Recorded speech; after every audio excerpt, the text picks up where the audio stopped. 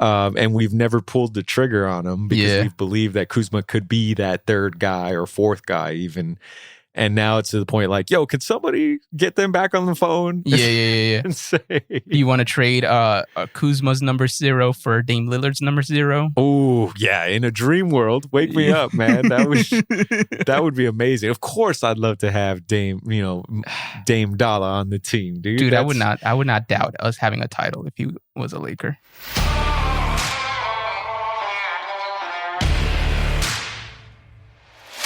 Welcome to the West Box Score podcast. My name is Donald, a.k.a. D-Bot, and with me today talking NBA is my homie, Sonny Hermano. What's going on, Sonny? What's up, D-Bot?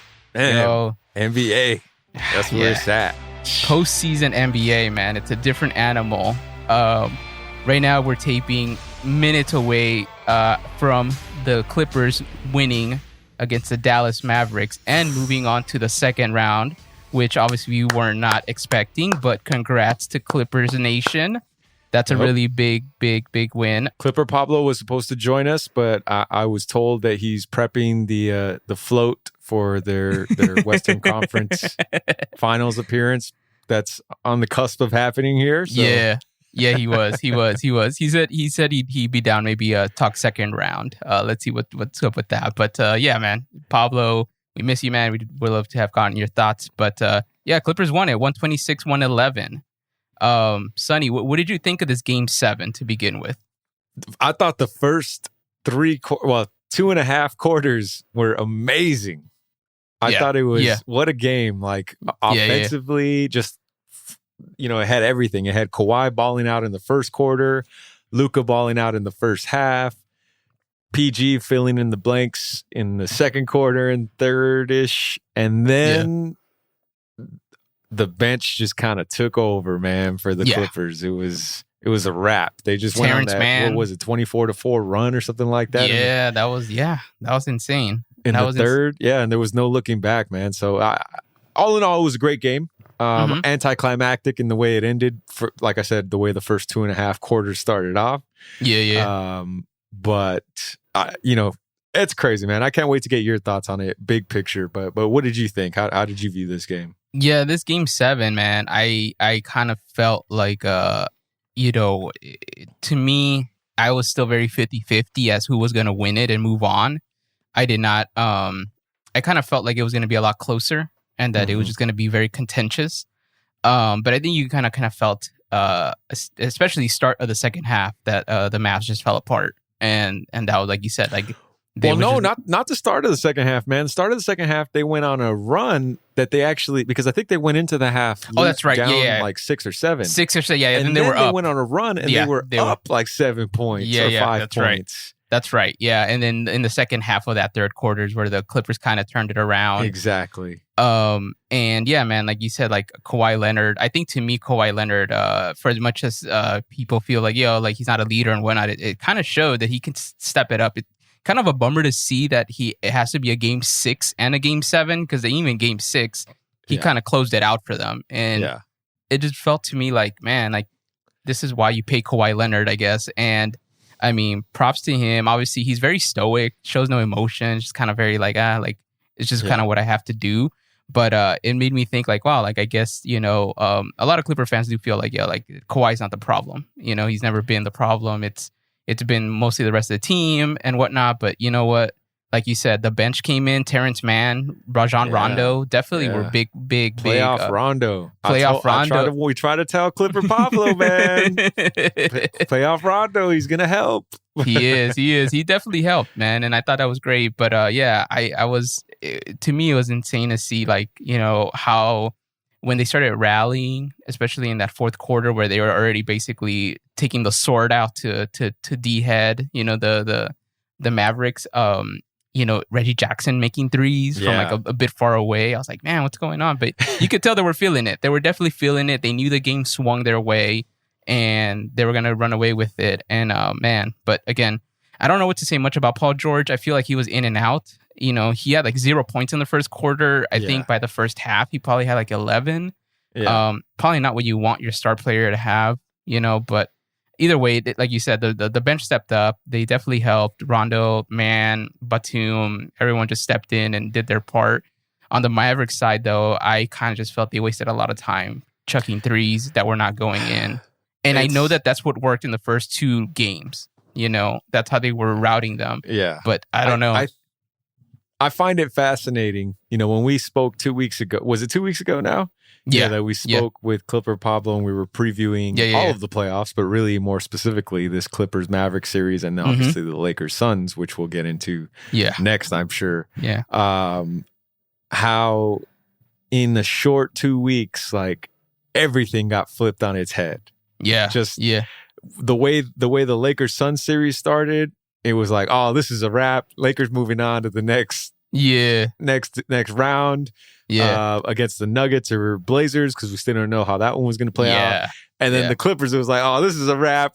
Clippers choking like dogs. It's going to be the Mavs, you know, that advance to play the Jazz. Yeah. And in both series, there were key injuries that just completely shifted the momentum of the outcome, in my opinion. And this is just my opinion. I'm sure Clipper Pablo's grinding his teeth somewhere as he's listening to this. Because this Mavs series makes me wonder what would have happened if Luka didn't have that injury, you know, to his neck in game 3 and game 4. Yeah.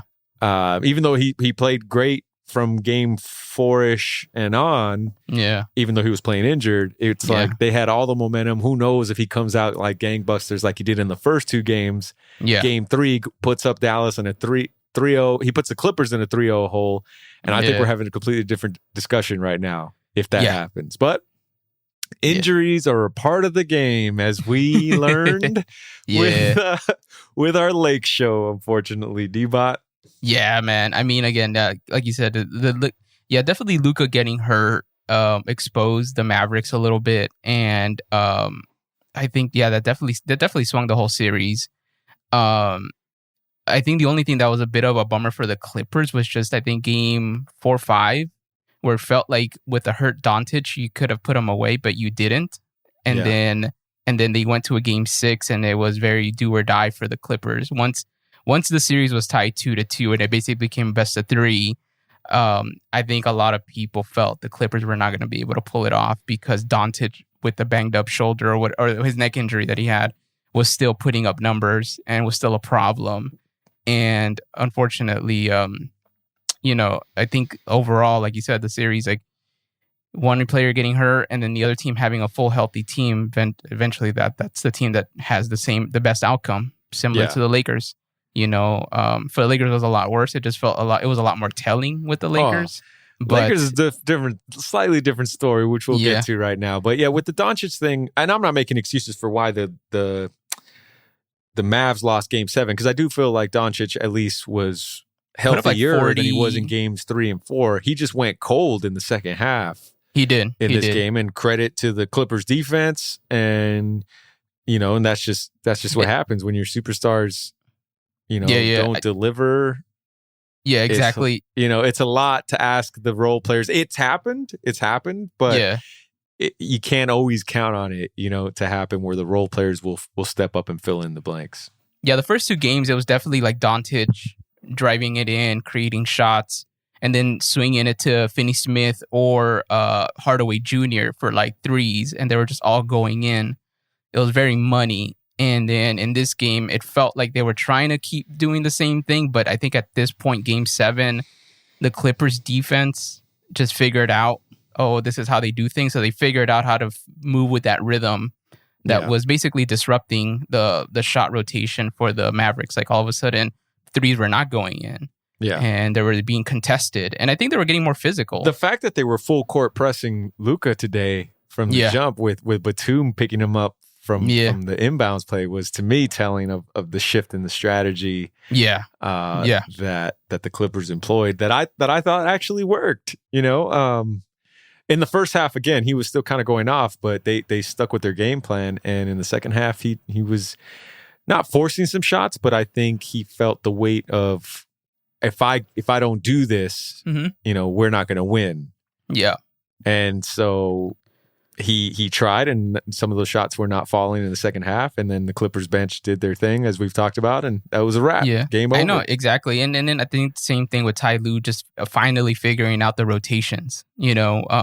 For sure, Patrick Beverley was not in these last games because he was getting pushed around by Luka. Let's be honest. And we saw that. I don't know if you saw, but even towards in the fourth quarter, every time Luka had the ball and Kawhi's guarding him, you could tell he was like, "No, I don't know what to do." And then he either threw up a bad shot, or he would try to feed it to Boban, who would always somehow get picked, and then it was a turnover. Like Luka would somehow short the throw. It's like, dude, you got like a 8-foot target. Yeah. How are you shorting the throw every time? No, and at the same time, like he would even throw it too high, and Boban's not like a young dude who could jump up like that. I mean, the guy has knee pads on. You know what I mean? Like you had to create a better strategy, and I could tell like Luka towards the end was just feeling kind of like, man, this isn't working out. Kawhi, I can't go against Kawhi. And then it was either Kawhi or Morris that were on him, and he would not be able to get through to them. He'd be able to get through a man and Reggie Jackson easily and get the dunk or get the layup or the and one. But yeah, you could tell that if someone physical, like a bigger, like, or someone that's his size or bigger, like he definitely has like that's where they exposed them a little bit. So a little, yeah. So anyways, congrats to the Clippers for advancing to for getting themselves out of that 2-0 hole. Yeah. And flipping the script, and now they're on to the Jazz. The Jazz, right? On Tuesday, June 8th, they play against the Jazz. So Tuesday, game 1. Tune in. Or I guess we're recording this on Sunday, as Donald said. So when you listen to this, it's probably tomorrow. Tune in. Yeah, exactly. So we'll have this up by Monday. But yeah, so they'll be playing game 1 at 7 p.m. Tuesday, June 8th. So we'll see how it goes against the Jazz. The Jazz are the number 1 team. I feel like with the Jazz, it's a different animal. Mitchell's good. Rudy Gobert's probably a way better center than whoever Mavericks had. So Clippers, that's going to be the matchup to me. The Clippers have no answer for Gobert. Yeah. And the Jazz, I don't think, have an answer for Kawhi. Yeah. So it's who's able to capitalize off of that mismatch the most in this series is going to win. Yeah, exactly. Because between Donovan Mitchell, I'd give him the slight edge over PG in terms of what we can expect. I think I can count on Donovan Mitchell giving me a 25 plus game every night.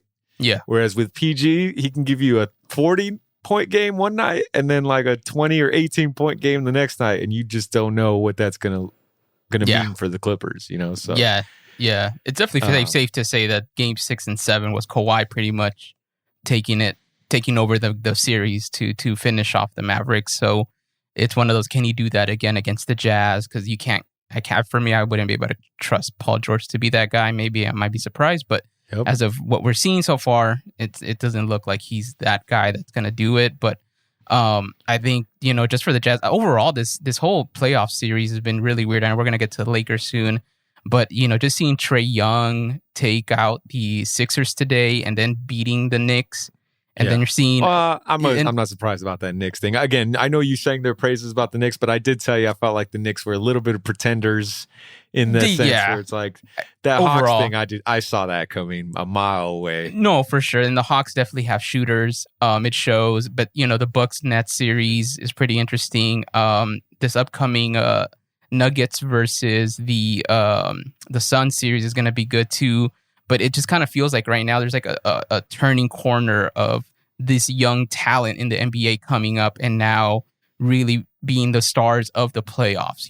Devin Booker being the star of that playoffs. Like he didn't just beat any NBA team; he beat a LeBron James, LA Lakers team. Wow. So you give him his props. You know what I mean? Like the way, yes, I totally get what you're saying. It's like a new day. Yeah, and you're seeing that. You know what I mean? Trae Young, you're seeing a Donovan Mitchell. You're seeing it, and it's kind of like the beginning of it. You know what I mean? Yeah. Obviously, it's going to progress as time goes by, but definitely, it's already showing itself that it's no longer. Outside of the Nets, it's really a lot of these young kids coming up, and they're getting their shine now, and their coming out parties are happening. So. Which is great. which is great between Luka, like you said, Devin Booker, Trae Young, again Donovan Mitchell. Yeah. I guess even Jokic. Jokic, man, being a part of the new wave. Yeah, that was. I mean, that was a really interesting series, right, between the Nuggets and the Blazers, because it definitely pissed off Dame to find out that 2 starters from the Nuggets were out this series and they couldn't put them away. So that speaks volumes about Jokic. I mean, he's probably going to get the MVP at this point, right? You said 2 starters for the Nuggets? Yeah, 2 starters, Jamal Murray and who's the other guy? They were both out, and I remember even in the press conference at the end when they were eliminated, he mentioned Jamal Murray for sure is like a borderline star or player, but their other dude, I'm trying to think, like I can't think of who that other starter was. It's definitely no one noteworthy. No, but it's a starter of another team that definitely.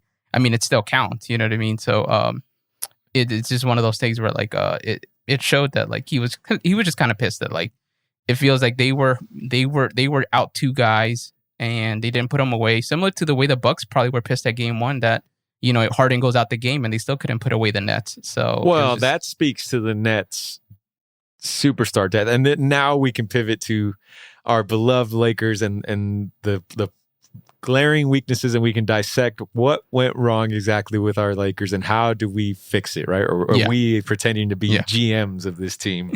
How do we address this? And when I say that, when we compare to the Nets, because as you just mentioned, James Harden went down with a right hamstring injury first quarter early, and the Nets still pulled out the W against arguably, again, my pick to get to the NBA Finals, the Milwaukee Bucks, without James Harden, So to me, it just highlights why teams put together quote unquote big threes, because in the event one of your big 3 go down, you still got 2 that can carry enough of the weight in a 7-game series to at least give you a chance to win the series. You maybe won't dominate it the way you would have had you had all 3 and they're all clicking, a la the Golden State Warriors of the last decade. But if you have 2 of the 3, you're at least going to be competitive still. And that enter the Lakers problem. As we know, obviously, the Lakers got bounced in 6 to the Pheonix Suns. And as I mentioned, the Lakers started off, they dropped game 1, but they won the next 2. And it looked like they were on their way to dismantling the Suns, if not in 5, in 6 as well. And then it happened. The one thing we've been dreading all year, the one thing I've been saying all season long, put that man in a bubble. And by man, I'm referring to AD, Anthony Davis. And by bubble, I mean like protect him at all costs, because that dude just, he's so... I don't know what I don't want to call him fragile. It's not brittle. That. It's just he's so like he's a liability when it comes to staying healthy. As they say, the best ability is availability, right? If you're not available, like we were fucked, man. We were screwed the moment he went down. It was over. And I know we're gonna get into this whole what were the problems. I'm going to tell you the problem, plain and simple. AD, our best player, at least our most important player. If you want to say LeBron's still our best player or our leader, that's fine. Of course, I'm not going to argue that. But I feel like our most important player is AD. And the moment that guy went down, you can kiss it goodbye, man. Like, there's no way. There's no... the Suns were a number 2 seed for a reason, right? I think we were a fake number 7 seed. I think if we were healthy, we're a number 1, 2, 3, or 4 seed at the very least. But that's the key. We weren't healthy. We weren't healthy going into it, and we almost were healthy at the beginning for this entire series until we weren't. And that was it. That was the nail in the coffin. And we don't have a big 3. We have a big 2. And it was too much for LeBron to shoulder at that point. At this point in his career, I think, at the age that he's at, where he's just not that dude anymore, where he can carry it all by himself. Yeah, exactly. So, but those are my thoughts. What did you think, D-Bot, of the Lakers' demise and their early exit in these playoffs? Yeah, similar to you, it definitely felt like this. The game 1, game 2 is where Anthony Davis was there, and we were very competitive. And it definitely felt like we definitely had a shot at taking out the number 2 team. Which, again, going into this series, the Lakers were favored to win the series, and I think Vegas kind of probably made a lot of money off all these people who bet it on the Lakers to win it, and they took the underdog. Game 1, 2, the series is tied 1-1. Game 3, the Lakers win it. They're up 2-1, right? And this is where we're already starting to feel really good. We're like, all right, like 2 more games and we move on to the next round. Then the Suns win game 4. But the thing is, in game 3 is when Anthony Davis gets a little banged up, but could still play. He's still very healthy. But game 4 is when that happens. That jump to that fall to where he gets on his groin and you realize that, oh crap, he's really hurt. And then that's where the series ends for the Lakers at that point. And then obviously Pheonix just takes over game 5 without AD. And then they bring him back for whatever reason, even though we already felt that this was no longer a winnable series. And then that was pretty much a wrap. But it just felt like the progression of whether the Lakers were going to make it or not was going to fall under whether AD was available to play or not, just like you said. So it's just kind of a bummer to see because the rest of the team, like no one else stepped up. So that's the terrible reality of the team. But yeah, in fairness, again, this series also started with Chris Paul getting banged up from the jump. I think it was in game 1, which the Suns still won, but Chris Paul was not the same basically for the rest of the series. And I remember, in fact, Clifford Pablo saying, I think his text exactly was lucky, right? Yeah. Basically suggesting, we're lucky now as Laker fans and the Lakers that we're not facing a fully, healthy CP3 with that Suns squad. Yeah. Only to later, Clifford Pavlo, him being able to benefit, as we mentioned earlier, from Luka Doncic's injury. So it was like, who's the lucky one now? Yeah. And then, of course, AD then followed with his injury that pretty much put the nail in the coffin. Yeah. But I didn't hear a peep from Clifford Pavlo then. So, but I still think, though, if both teams are fully healthy, Lakers win that series in 6. Oh, yeah. It's very obvious. Again, being up 2-1 was pretty much like the picture we were looking at where we're like, okay, then just got to put 2 games away and that's it. And as long as everyone's healthy, we're good. And that didn't happen. It's just kind of a bummer to think that game 4 was the game where everything fell apart. Once AD was out, the mentality changed. The team didn't step up. The shots weren't going in. They weren't even defending right anymore. The Suns were getting everything they wanted. And then, again, like Booker with his little whole Mamba mentality going off, just making anything. There was nothing the Lakers could do to stop him. Yeah. And I love Devin Booker, man. Very Kobe-esque of a series for him, man. I mean, he put up 47 points in that last game.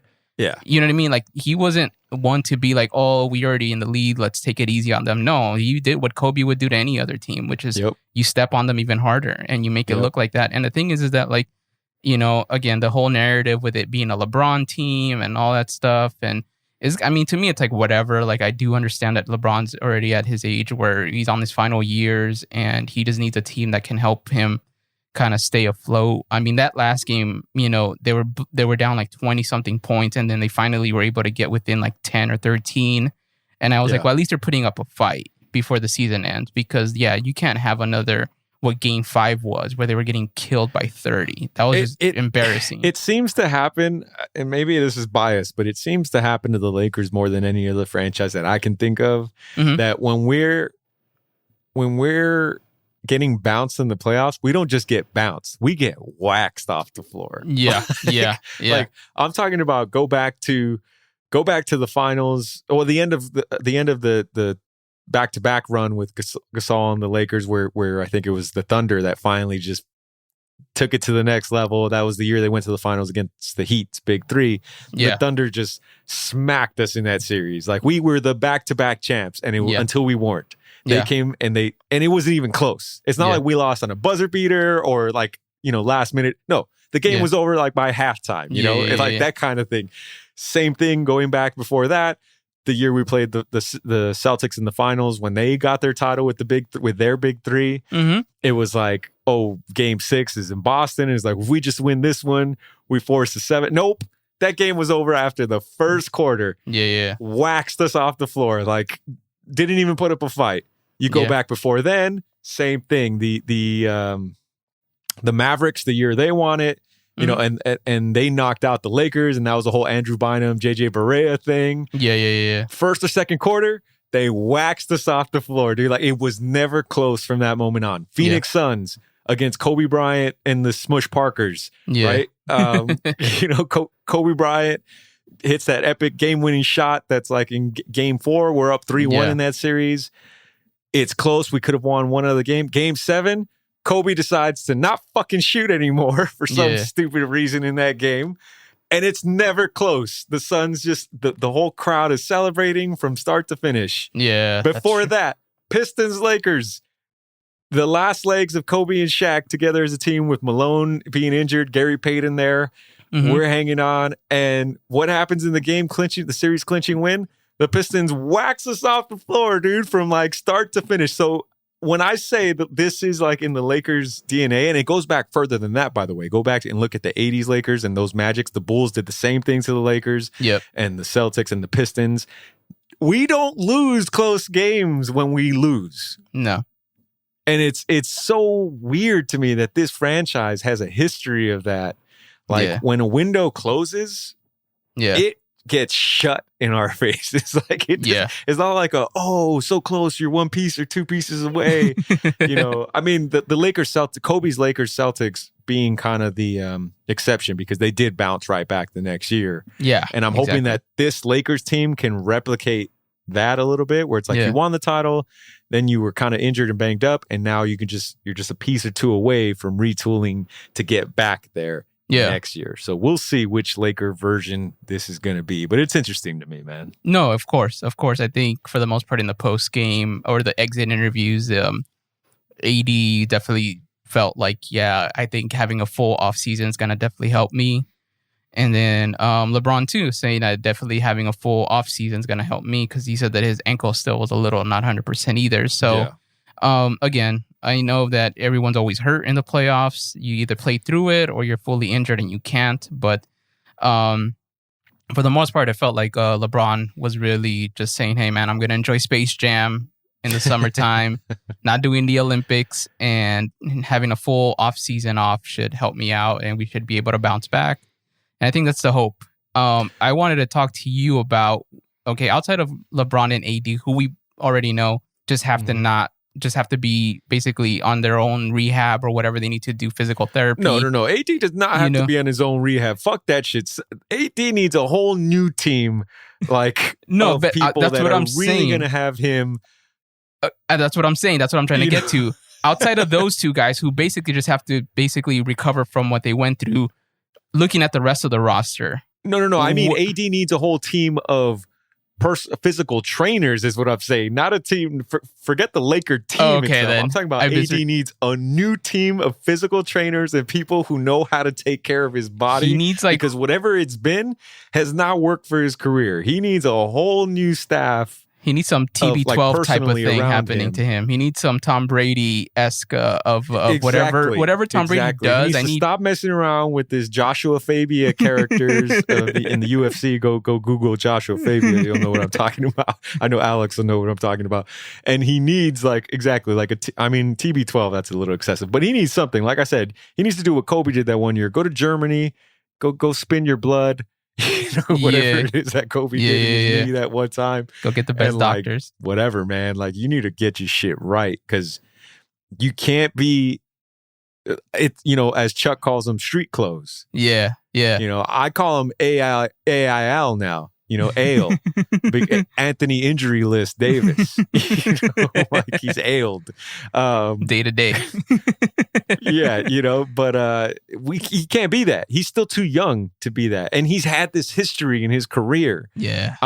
Last year maybe the bubble is what he needed. Maybe it did. Maybe he has poor eating habits or some shit like that, like at home, that just doesn't contribute to I don't know, man. Getting his body. I don't know. I'm just speculating here, but I'm just saying, like, whatever it is, he's got to change something. Yeah, he does. But yes, I know what you're getting at as far as like, okay, retooling. What are the pieces that the Lakers have to kind of address, right? Yeah. Well, lay it out for me. Who's a free agent this year that on our staff or on our team right now? Well, for sure, Dennis Schroeder, who I know is like the biggest, like, fuck that guy. Everybody hates. And I say that because of this, because I think the first thing he did as soon as we lost was he changed like his Twitter handle or his Instagram profile pic to no longer be him in a Laker jersey, and he changes it to something, or him and LeBron. Yeah. He changes to something else like within half an hour of when we lost that game. And it's like, man, I like his mentality and his feistiness, but I'm not so quick to actually get rid of him. I'm joking when I say, F that guy. But I know THT is up for a contract, right? As is Caruso, Andre Drummond, Markieff Morris are all unrestricted. I think Montrezl Harrell is also right. You know what I mean? A lot of them have options that most likely they're probably going to decline them. But yeah, I think for the most part, those are the main guys that we're looking at right now. I think KCP's still locked in, so it's, I don't know. If you can keep THT on a team-friendly contract, yeah, okay. But if he's trying to get paid, and if Clutch Sports is trying to get him paid, I'm going to tell you what I told you from the jump. I thought he was overrated from the beginning. I do like his game. I do like elements of his game. And do I think he can become much better? Yeah, definitely. But if he's asking for all kinds of, money, and I hope he does for his own sake, like his own livelihood, and I hope somebody does pay him that if that's what he's after. Mm-hmm. But if you're just talking about from a Lakers fan's perspective, if we're just talking about X and O's and personnel, yeah, if the money is not too expensive, I'd love to keep THT. Yeah. But if it is, I'd rather kind of spend that money elsewhere, Yeah. No, THC definitely is, like, to me, like a $6 to $8 million player. Yeah. You know what I mean? Nothing that hits the cap too hard, but definitely enticing. Yeah, if he's going enticing 10 enough plus, for him to like, want to. Yeah. Go get that money, man. No, exactly. Go get somebody to pay you, exactly. 10 to 12, 14 plus. Yeah, no, that's a little much. That's kind of what the Lakers gave Danny Green, which was pretty worth it for the title, but, it definitely showed that because of his finals performance, that it really wasn't worth keeping after the fact. So you don't want to have to go through that, I guess, is what I'm trying to say. But again, a lot of this evaluation is players that can help you during the season so that you're a top 4 seed versus players that are going to be able to perform come playoff time because it's a different animal. Schroeder, for some reason, to me, felt like a player that was great for the regular season, but not great for the postseason. And then I think that's where, like, again, there's like a bit of a recency thing, but I'm with you. I'm willing to give him another shot, and even though, like, I do feel like, man, we're really disappointing this series. Like it was really bad. But at the same time, I feel like I don't know who could the Lakers attract for a point guard. Because it definitely shows now that LeBron needs a point guard. He can't be the one bringing the ball down and all that. Like, it just feels like you need someone else that can help out with that. And Schroeder was just really bad that series. Like, the pump fake thing really annoyed me. He does that pump fake that is like obvious that he's pump faking, and sometimes he would pump fake when no one trying to defend him. So it's like, who are you pump faking to? But it was really bad. I feel like Dennis got exposed in this way in the playoffs, because I do think you're right. You have a solid point.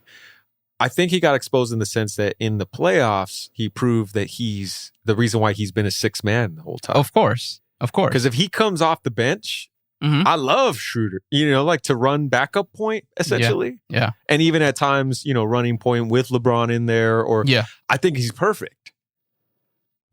But as you're starting PG in the playoffs, you can't, he's not reliable enough yet. He's not heady enough from a point guard standpoint to like create shots for others. He can create for himself, which I love about him because he can beat dudes off the dribble. He's kind of crafty that way. Yeah. But with his floater game and stuff like that. But in terms of slowing the game down when it needs to be slowed down, and picking teams apart, that's just not his forte, and that's why I think he's better suited for a 6-man role. And that's especially in the playoffs. In the regular season, you can mask a lot of things, because of course. It's just the nature of the long season. You can, when you have energy, that goes a long way, man. And he definitely has energy. He can get up and down the court better than a lot of players. So and you're playing a bunch of teams that might are terrible. You know what I mean? Yeah. Like the Hornets or the Spurs or like just the bottom teams like the Minnesota Timberwolves. And it's kind of like against those teams, any team could look good, but in the playoffs, you're playing against teams that are worth people's money to watch. So and the intensity is just different in the playoffs. Yeah. He probably, I'm sure, did ball out against some of the premier teams during the regular season, but it's just the intensity of the moment, right? Where everything is magnified times 30 in the playoffs. Like every turnover is like that much more costly in the playoffs than it is in the regular season. Yeah. The regular season is where you develop good and bad habits, like their defense that they worked on. I do like his defense. Yeah. But again, if he wanted to stay as a 6-man, I'm okay with that. I'm okay paying him a little bit more to stay if it means he's willing to accept a role off the bench come playoff time. Yeah, no, for sure. For sure. The same way AD doesn't want to play center, if he doesn't have to, but he will in the playoffs, is kind of how I'm like, okay, I'm okay with that as a Laker fan. If you want to play the 4 during the regular season, by all means. But come playoff time, man, your ass better be in the 5 spot because you're going to give us our best chance to win against everybody in that position. Yep, exactly.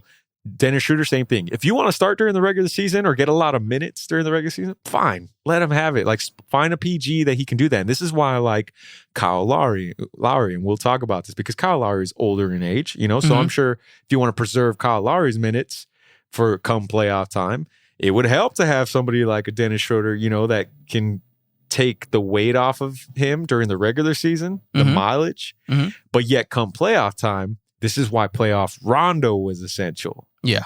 Because he was somebody that thinks of the game and was able to manage the game in ways that helped LeBron and AD. Yeah. Exactly. And that's where Kyle Lowry, I think, becomes very valuable. To me, that Toronto Raptors run, as much as it was about Kawhi and his coming out party, right? Yeah. It was Lowry who ran that show. Yeah, no, for sure. It did. And I think that Kyle Lowry is a point guard that, to me, he just has that it factor that you need from a point guard that I think Schroeder just does not have in terms of like a floor general type. Right. Kind of similar to how the Bucks got Drew Holiday. And even though they gave up a lot of assets for him, it's paying off dividends now that they're in the playoffs and they have a real point guard. I just say that because I feel like having LeBron do that all the time, I feel like we're already towards the end of that. And I think that definitely LeBron needs a team that can kind of pick up the pace even when he gets subbed out, because I'm noticing that even you notice they sub him out, like there's like a rotation of a sub out now where you could tell like it's because they're trying to rest him and preserve him. But yeah, man, like I'm with you. I think that you definitely need a point guard that has some sort of championship level caliber. And that's what makes a difference. I mean, again, going back to the Mavs and the Clippers, I think another thing is going to be that helped the Clippers out is the fact that Kawhi's won titles. Rajon Rondo has won titles. There's something about that having players that have been there that makes a huge difference. Mavs don't have anybody. They just don't. And I think it just showed 7 games in it wasn't going to happen. And I think right now with the Lakers, when the guys that have won titles are the guys that got hurt, it just kind of messes with you. And I think that the rest of the team is to still try to figure out like what to do. And then the Suns team, which is really strong. But I also wanted to get your thoughts on like just kind of like a couple of the players that are on the books, like Kuzma and man. So I've maintained Kuzma. Like I've been as a fan. Obviously, I'm talking about. I love Kuzma. The person at least that he comes across as being. I don't know these guys. The Puma athlete, but at least like from a social media presence, whatever it may be, or the things that you hear or read about that he does for Flint, his hometown, and stuff like that. Yeah, and even just the way he carries himself, through interviews and stuff like that. Like, I'm all about it, but he shrinks in the moments, man. Like the moments that really matter, and it sucks because I root for him and I want him to like play big, and because he's capable of it. He has that game. He is, but it's tough playing for the Lakers, man, because it's really title or bust. Yeah, it is. Like, you might be able to get away with that stuff on another squad where it's like, Kuzma's cool. Like, he's a great teammate to have or asset to have around these other guys. Like, they're a fun group, right? Yeah. The Lakers is like, fuck fun. If you're not winning a title, ain't no fun. Exactly. Or competing for a title. Like, that's true. Fun is in the parades or stuff like that, or the banner ceremonies or ring night and stuff. Yeah. Almost Patriot-esque with Bill Belichick, like how he's just so serious, and to him it's all about winning the Super Bowl. Or if not, he just has no like. That's his way of having fun. But that's how it is with the Lakers, man. It's definitely that, and I feel like for sure this year he regressed. I'm hoping next season he's not. Hopefully there's a bounce back with him. I'm hoping next season he's wearing a different uniform. I say that. Meaning, like, I've been saying go and get Buddy Hield from Sacramento. And I say Sacramento because the Sacramento Kings have been in Kuzma rumors for like the last 3 years. And we've never pulled the trigger on him because we've believed that Kuzma could be that third guy or fourth guy even. You want to trade. And now it's to the point like, yo, can somebody get them back on the phone? Yeah. And say, you want to trade Kuzma's number 0 for Dame Lillard's number 0? Oh, yeah. In a dream world, wake me up, man. That would be amazing. Of course, I'd love to have Dame Dollar on the team, dude. Dude, I would not doubt us having a title if he was a Laker. Oh, are you kidding me? Yeah, I don't. It won't happen because I don't think have the cap room. We have to dump our entire team. Yeah. You're talking about like maybe 4 players and a couple of draft picks for sure. Yeah. And then you'd be signing a bunch of scrubs just to make up the rest of the roster on like $2 million deals. Yeah, exactly. I'll end the game this way. I'll say the Lakers that I'm ready to move on from as it stands right now is for sure is KCP. I've been ready to move on from KCP for the last 3 years. Oh, yeah, man. I'm with you on that one. I know it's a clutch thing and it's kind of annoying that it has to be an agency issue. But it's I think to me he's very replaceable. There's nothing that he brings to the table that makes it more unique than any other point guard in any other team. So right, he's a solid defender, and when he does get hot, he can be valuable. But when is the big word there? It's the operative word. It's like he's so unreliable. You can't. He's not like a deadly clutch shooter. No. Ironically, he's represented by clutch, but he's anything but clutch. In that sense, Yeah. It's not that he's anything but. It's just that he's not consistently clutch. No, of course. He's very streaky. I would have loved if the Lakers had kept Avery Bradley. Oh, man, that's the one that got away to me, for me, his defense is way better than KCP's, and I would have wanted that. Like, if he can give you... If it wasn't for the defense, I would totally keep him. Because we definitely needed that kind of defensive from the guard position. Yeah. And yet, I hope KCP gets money from somewhere else. I mean, he's coming back because he's not a free agent. I think he's a restricted. Yeah. I don't think we're moving on from him. I'm just saying wish list, right? As a Lakers fan. Yeah. I'm thankful and indebted to him for what he did during the championship run because he was clutch at moments, at times during that run.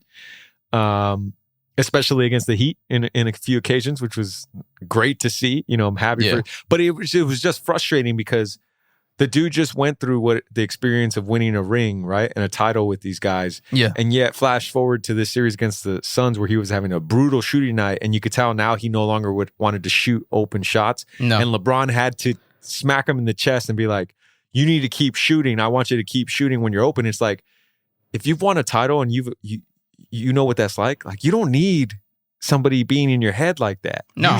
You should already in your mind be like, you know what? I've delivered for this team before. What am I shying away from? So what? I've hit a couple bricks or a few bricks. Let me just keep shooting because that's what my role is on this team. Yeah. And for him to like forget that and shy away from that, to me is like, all right, yeah, you can't have that. LeBron doesn't need to be worrying about coaching up his teammate like that. If it's a young player, I totally get it. If that's KCP who's putting up brick after brick, if that's THT who's putting up brick after brick and is now gun shy because of it, and LeBron's having to talk to him, totally makes sense. KCP's a vet in this league, man. No, of course.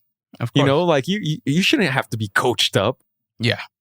To shoot, to do your job like that, you know? So that's why for me it's a rough sell on still getting behind KCP, where I'm like, man, can we get like JJ Redick or somebody like that? Like, I know he's on the bench in Dallas and he was injured and whatnot. He's also older, and I think he's got family in New York because he wanted to be in Brooklyn or whatever. But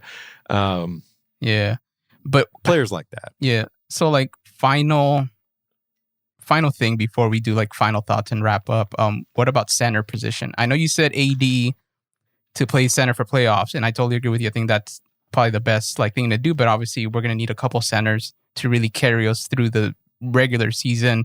Do we keep Montrez, Marc Gasol, Drummond, or do we go for whoever's available, which I think is going to be like Robin Lopez, maybe Daniel Tice, you know, like Enes Kanter, you know, there's I think we stay with Drummond, man. I'm okay with Drummond. I would run it.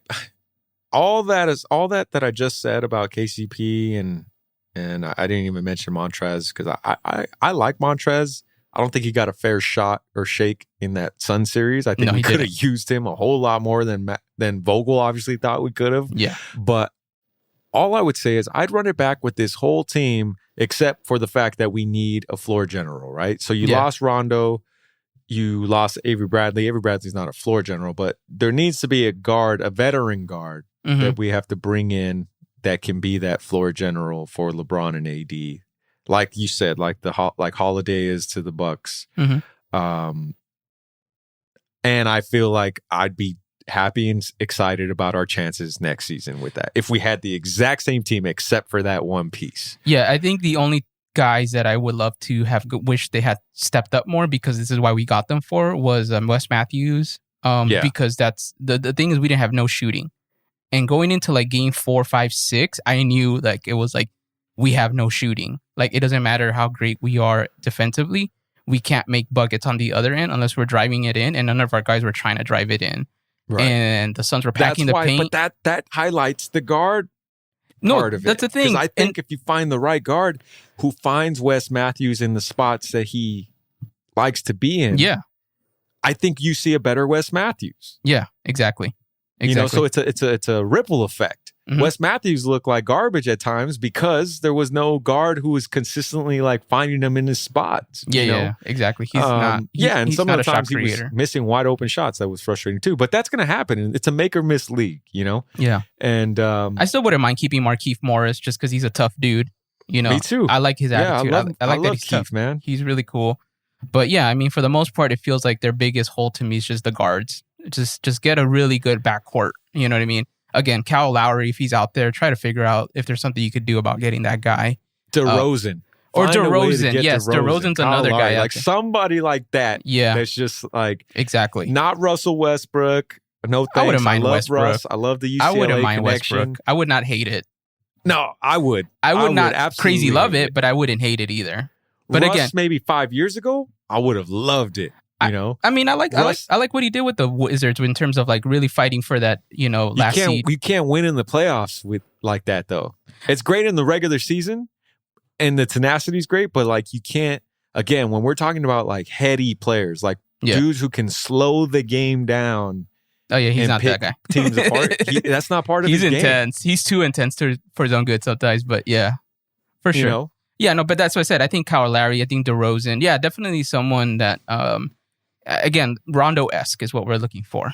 And I think that's because that's the more recency example we have right now. So, Right. Yeah. So we'll see, man. I'm not like sounding the alarms, as Laker fans. No. The next day we're like, get rid of this dude, get rid of that dude. It's like, well, it was a short season. Let's focus on getting these dudes healthy first. It was a short 72 game season plus a short off season. I mean, I think eventually it was going to catch up.